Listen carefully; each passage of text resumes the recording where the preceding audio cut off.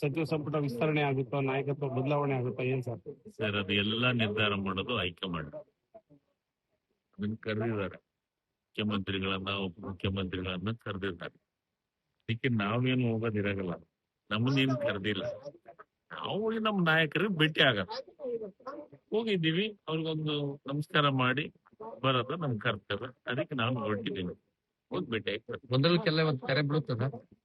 ಗೊಂದಲ ಅನ್ನೋದೇ ಇಲ್ಲ, ತೆರೆ ಬೀಳೋದಿಲ್ಲ. ಬಂತು ಕೆಲವರೆಲ್ಲ ಅದ್ರ ಬಗ್ಗೆ ಚರ್ಚೆಗಳಾಗ್ತವೆ, ಸಹಜವಾದಂತದ್ದು. ಅಧಿಕಾರದಾಗಿದ್ದಾಗ ನಾಯಕರ ಸುತ್ತು ಮತ್ತೊಂದು ಚರ್ಚೆ ಆಗೋದು ಸಹಜ.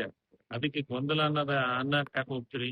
ಆ ಗೊಂದಲ ಅನ್ನೋ ಪ್ರಶ್ನೆ ಎಲ್ಲ ನಮ್ಮ ಹೈಕಮಾಂಡ್ ಬಹಳ ಸ್ಟ್ರಾಂಗ್ ಇದೆ. ನಮ್ಮ ಹೈಕಮಾಂಡ್ ಒಳ್ಳೆ ನಿರ್ಧಾರ ತೆಗೆದುಕೊಳ್ತದೆ. ಸಚಿವ ಸಂಪುಟ ಪುನರ್ರಚನೆ ಆದ್ರೆ, ಇಲ್ಲ ವಿಸ್ತರಣೆ ಆತರ ಆದ್ರೆ, ಪುನರ್ರಚನೆ ಆದ್ರೆ ಮತ್ತೊಮ್ಮೆ ಪಕ್ಷ ನಿಮ್ಮ ಒಂದು ಅವಕಾಶ ಸಿಗುತ್ತೋ, ನೀವು ಆಕಾಂಕ್ಷಿ ಹೇಳ್ತಾರೆ? ಸಹಜ ಅಲ್ಲ ಸರ್, ಸಹಜ ಅಲ್ಲ. ನಂದು ಕಾಂಗ್ರೆಸ್ ಪಕ್ಷ.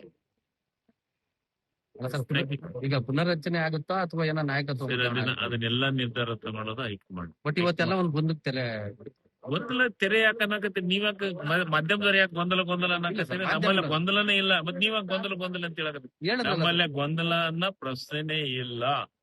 ಅದಕ್ಕೆ ಏನ್ ನಿರ್ಧಾರಗಳು ಮತ್ತೊಂದು ಈಗ ಸಹಜವಾಗಿ 3-4 ಬಹಳ ಪ್ರಮುಖವಾದಂತ ವಿಚಾರಗಳು ಅದಾವ. ರಾಜ್ಯಸಭಾ ಬಗ್ಗೆ ಚರ್ಚೆ ಆಗ್ಬೇಕಾಗೈತೆ, ವಿಧಾನ ಪರಿಷತ್ ಬಗ್ಗೆ ಚರ್ಚೆ ಆಗ್ಬೇಕಾಗೈತೆ, SIR ಬಗ್ಗೆ ಚರ್ಚೆ ಆಗ್ಬೇಕಾಗೈತೆ.